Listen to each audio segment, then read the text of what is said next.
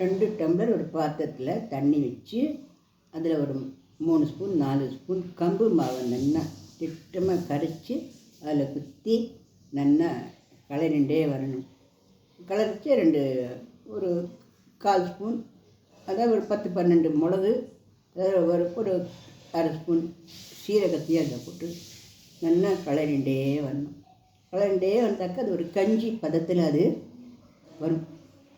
இந்த கஞ்சி கொஞ்சோண்டு இந்த இந்துப்பு போட்டுக்கலாம் டேஸ்ட்டு. இந்த கஞ்சி சர்க்கரை நோயாளிகளாக இருந்தால் கூட காத்தால் சாப்பிட்டுட்டே வந்தால் அந்த சர்க்கரை நோயெல்லாம் நல்லா நீங்கும். 2வது நல்லா வயத்துக்கு ஆங்கி இருக்கும், பசி அடங்கி இருக்கும். காலை உணவாக இது எடுத்துட்டாக்கா இதில் நார் சத்தும் இருக்கிறதுனால நல்ல ஒரு தெம்பாகவும் இருக்கும். இந்த கம்பு அப்படிங்கிறது சிறுநீரகத்துக்கு ரொம்ப நல்லது. அடிக்கடி யூரின் போயிட்டுருக்கோம் அப்படின்ற கஷ்டங்களெல்லாம் இருக்காது. மலச்சிக்கலையும் நீங்கும். சளி இந்த மாதிரி கபம் கட்டுறது அதெல்லாத்தையும் அது நீக்கும்.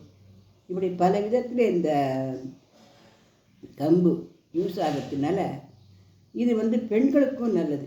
பெண்களுக்கு கருப்பைக்கும் இந்த கம்பு கஞ்சி சாப்பிட்றோம் இல்லையா, அது ரொம்ப நல்லது. காலை உணவாக எடுத்துட்டாக்கா நல்லா வேலை செய்யறதுக்கு நம்மளால் முடியும். இடுப்பு வலி, கை கால் வலி, முதுகு வலி இதெல்லாம் இல்லாமல் இருக்கும். உடம்புக்கு நல்ல ஆரோக்கியத்தை கொடுக்கக்கூடியது இந்த கம்பு கஞ்சி. இந்த கூழாவும் சாப்பிடுவேன், ஆனால் அதை விட கஞ்சியாக சாப்பிட்டோம்னாக்கா நமக்கு அது உப்பு போட்டு சாப்பிட்டோம்னாக்கா சீரகம்பளை விட உடம்புக்கு நல்ல பலம் கொடுக்கும். ரொம்ப நாள் பசி இல்லாமல் நமக்கு தாக்கு பிடிக்கும். இதை நம்ம ட்ரை பண்ணி பார்க்கலாமா?